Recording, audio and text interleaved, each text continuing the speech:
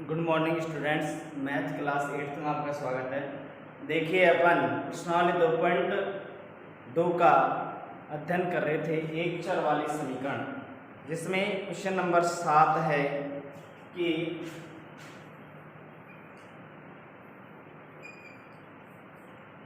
प्रश्न संख्या 7 है 8 के 3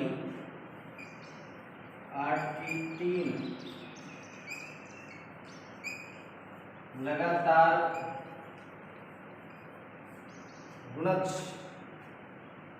गुणजों का योग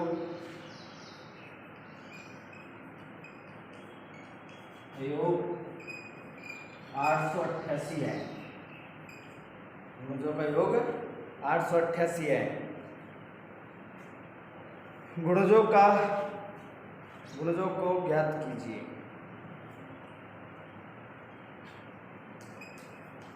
गुणजों का मान ज्ञात कीजिए। गुणजों का मान ज्ञात करना है, ठीक है। 8 के 3 लगातार गुणज हैं। माना कि 8 के 3 लगातार गुणज x, x + 1 व x + 2 है, ठीक है। ये मान लिए। अब इनका योग है कि 8x + 8 गुणा x + 1 8 गुणा x + 2, इनका जो योग है वो है 888। 8 के 3 लगातार गुणनफल में जो संख्या है वो अपन ने मान ली कि x से गुणा करने पर x 8x से गुणज है। 8x x + 1 अगली संख्या लगातार संख्याओं से क्या करेंगे, गुणा करेंगे, तो कितना आएगा 888 प्राप्त होता है। 8 के 3 लगातार गुणज मान लिए, पहला गुणज, दूसरा और तीसरा। और इन गुणजों का जो 8 के 3 लगातार गुणज हैं उनका योग कितना है, 888 है। 8 के 3 लगातार गुणा होने वाली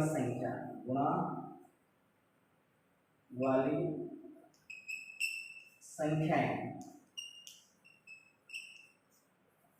हैं, ठीक है।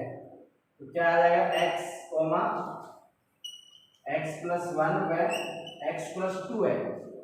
3 है संख्या कि 8 के 3 लगातार गुणा होने वाली संख्याएं।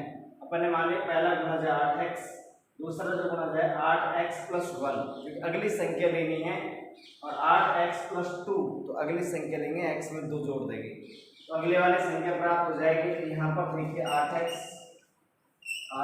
+ 8, यहाँ गुणा करेंगे 8x + 8 × 16 बराबर 888। 8x को और 8x को 3 बार जोड़ेंगे, 8x और 8x, तो कितने x हो गया, 8 × 24x। 16 को और 8 को जोड़ेंगे तो 24 आएंगे बराबर 888। अब देखिए यहाँ पर 24x बराबर 888 पे 24 का क्या कर देंगे, पक्षांतरण कर देंगे। माइनस का हो जाएगा 24, इधर किसका है, प्लस का, तो पक्षांतरण करेंगे तो किसका हो जाएगा, माइनस का। अब आपको पता है कि 24x बराबर घटाने पर क्या आएगा, 4 6 8। अब आपको 24 का क्या देना है, इसमें भाग देना है 86। 24 का भाग देना, यहाँ पर कट रही है तो संख्या काट देंगे। 12 × 24, 12 से इसको काटेंगे, 12 × 7 84 और 12 × 24, यहाँ पर 72/2 का भाग देंगे, कितना आ जाएगा, 36। तो पहली जो संख्या है गुणा जो होगी उसका मान कितना है, 36। तो गुणज का मान ज्ञात करें तो पहला गुणज 8 का पहला गुणज का मान कितनी आएगी यहाँ पर,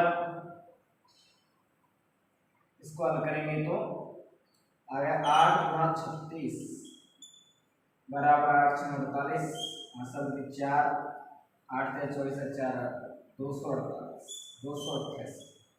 ये आ गई संख्या कि पहली जो संख्या है गुणज में वो कितनी हो जाएगी, पहली जो संख्या 8x है, 8 को x से गुणा कर देंगे, x का मान आया 36 यहाँ रखेंगे तो 36 से गुणा करेंगे तो 288 प्राप्त होगा। तो 288 जो संख्या है वो आपका इसका मान हो जाएगा। फिर इसके बाद में देखिए दूसरा गुणज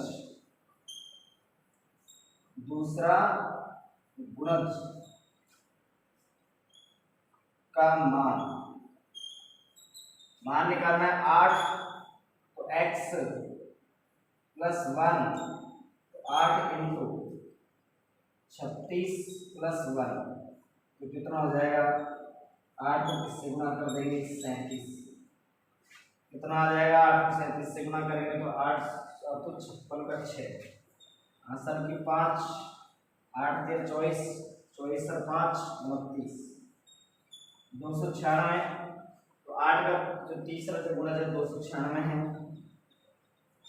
दूसरा गुणज और तीसरा गुणज का मान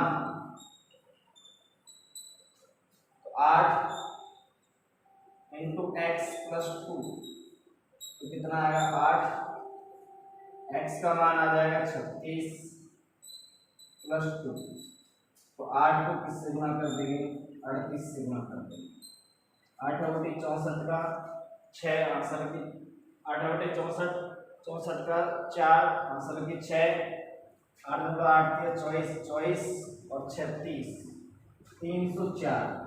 तो इन तीनों संख्याओं को अपन जोड़ेंगे, ये 8 के गुणजों का मान है, 8 के आगे गुणा करेंगे 36 से 37 से और 38 से अगर गुणा करते हैं तो उनका जो मान है उनका क्या कहलाएगा, ये योगफल है 888। इस तरीके से याद करना है। तो 3 लगातार जब संख्याएं माननी है तो अपन ने मान लिया x प्लस 1, क्योंकि हर संख्या में एक जोड़ने पर आता है, ये 36 है तो अगली संख्या कैसे आएगी जब 36 में 1 जोड़ेंगे, तो अपन ने क्या मान ली x, तो x में 1 जोड़ेंगे अगली, फिर x में 2 जोड़ेंगे, उससे अगली संख्या आ जाएगी। तो 3 लगातार 8 के गुणज, तो इनको 8 से गुणा कर दिया तो 8 के गुणज बन गए, इनका योग 888 के क्या है बराबर रख देंगे। फिर इनको हल करेंगे 888, यहाँ पर 3 बार इसका प्रयोग करना है।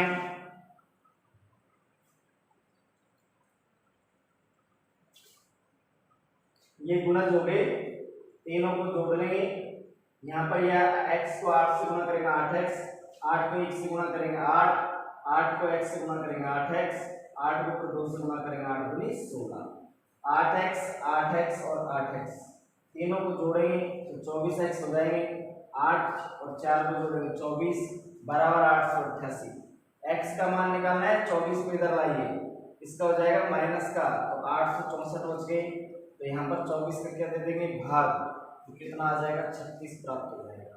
x का मान 36 आया है तो 8 को 36 से गुणा करेंगे तो अगली संख्या, फिर 8 को 36 प्लस 1 37 से गुणा करेंगे तो उससे अगला गुणा आ जाएगा, और 37 8 गुणा x प्लस 2 तो 36 प्लस 2 तो कितना आ जाएगा, इसका जो मान होगा वो अगला गुणांक प्राप्त हो जाएगा। इस तरीके से अपन को एक गुणांक वाली संख्याएं प्राप्त होती हैं। आगे देखो,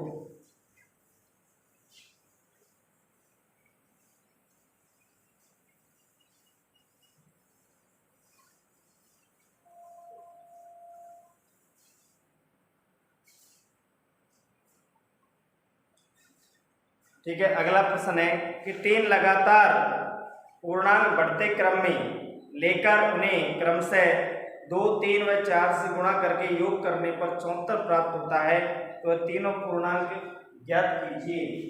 प्रश्न है 8वां, 3 लगातार पूर्णांक बढ़ते क्रम में लेकर क्रमशः 2, 3 व 4 से गुणा करके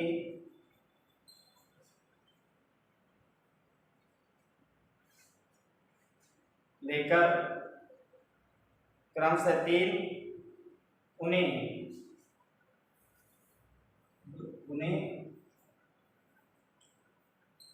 क्रमशः 2,3 तथा 4 से गुणा करके योग करने पर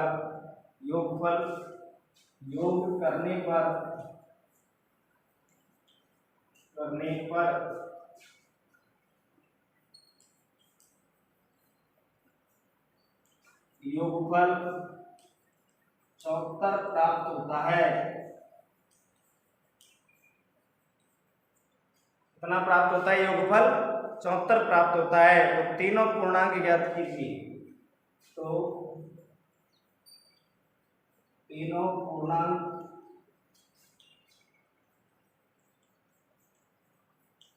ज्ञात कीजिए। तीनों पूर्णांक निकालने हैं, ठीक है। तो लिख देंगे माना कि 3 लगातार पूर्णांक x, x+1 व x+2 है। अब कह रहा है इनको गुणा और करेंगे से 2 से 3 से व 4 से। तो लिख देंगे 2x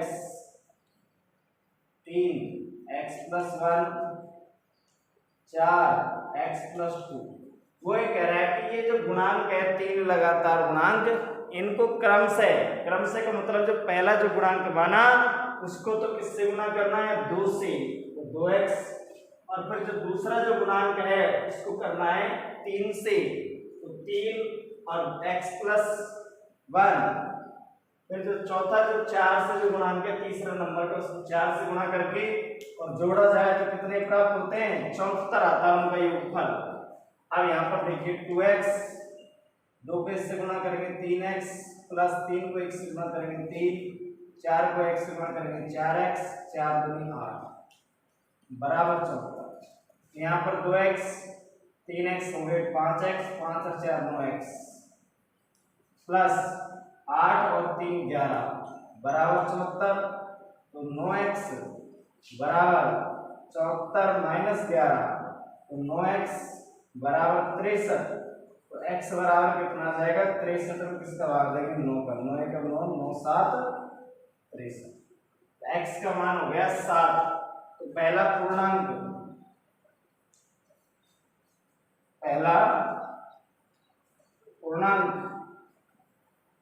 x बराबर 7,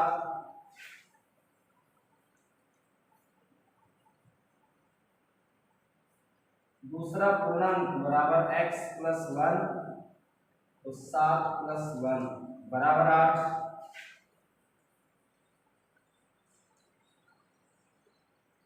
तीसरा पूर्णांक बराबर x+2, तो 7+2 कितना आ जाएगा? 9। इस तरीके से क्रम से तीनों पूर्णांक अपन को ज्ञात करने हैं। तो तीनों पूर्णांक अपन ने ज्ञात कर दिए, ठीक है। तो हमें अब समझ में कि 3 लगातार पूर्णांक मानिए, और तीनों जो लगातार पूर्णांक मानते हो तो क्या क्या माना? x, x+1 और x+2। इन पूर्णांकों क्रम से इनसे गुणा करना है 2 से, 3 से और 4 से। तो x को तो करना है 2 से, x+1 को करना है 3 से, x+2 को करना है 4 से। गुणा कर लो फिर जोड़ना है। यहाँ तो 2x है, 3 को x से गुणा करेंगे 3x, 3 को 1 से गुणा करेंगे 3, 4 को x से गुणा करेंगे 4x, 4 को 2 से गुणा करेंगे 8 बराबर 74 है। इनको जोड़ लिया तो आगे 9x प्लस 8 3 11 बराबर 74। 11 का पक्षांतरण कर दो तो 74 में से 11 गए तो 63, तो 9x 9 का भाग दे देंगे तो कितना आ जाएगा 7। तो पहला पूर्णांक 7, दूसरा पूर्णांक 7 में 1 जोड़ देंगे 8, तीसरा पूर्णांक कितना आ जाएगा 9 प्राप्त होगा। इस तरीके से तीनों पूर्णांक ज्ञात किए जा सकते हैं।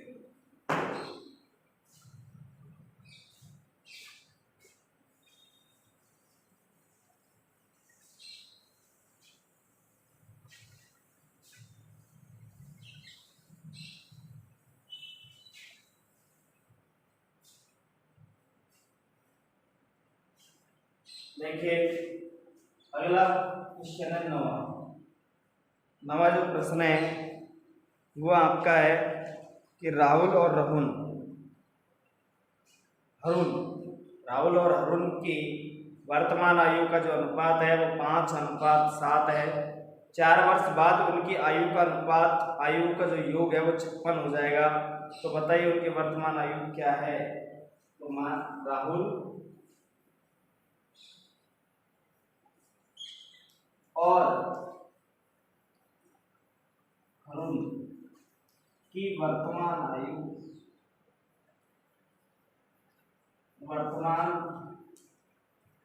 आयु का अनुपात 5:7 है। 5:7 है। 4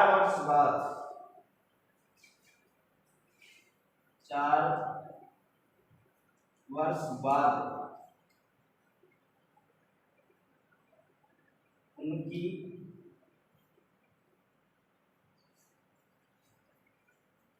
आयु का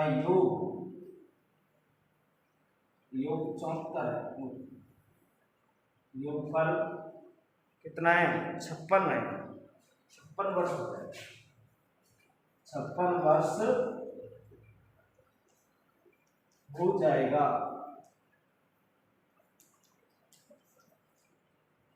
तो उनकी वर्तमान आयु ज्ञात कीजिए। उनकी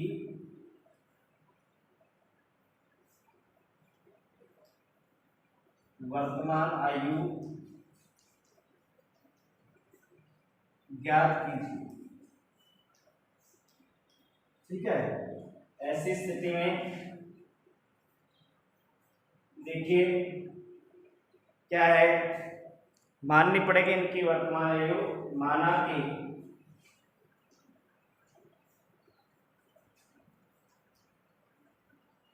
राहुल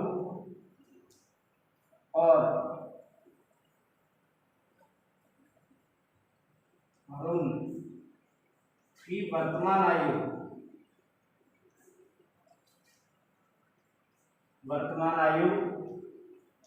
5x और 7x है। ठीक है। 4 वर्ष बाद उनकी आयु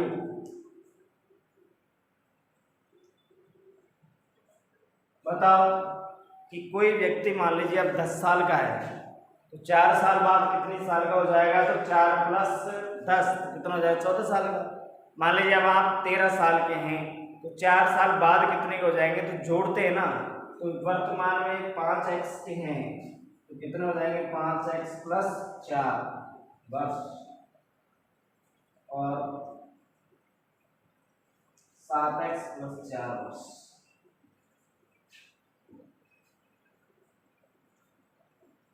अब वो कह रहा है इनका योग कीजिए। तो 5x + 4 + 7x + 4 बराबर 56। जोड़ देंगे 7 और 5 12x 4 4 8 बराबर 56। इसको इधर ले जाइए 12x बराबर 56 - 8 तो 12x बराबर 48। तो x बराबर कितना आएगा 48/12। 12 × 12 12 चौका 48 4 तो ले देंगे। अतः राहुल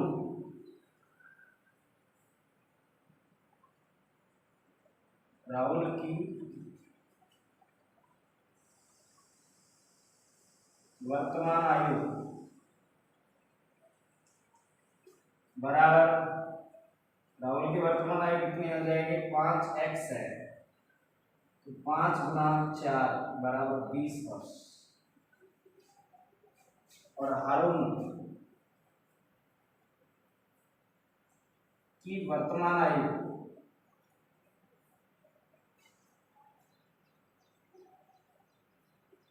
बराबर 7x, तो 7 गुना 4 बराबर 7 चौका 28 वर्ष।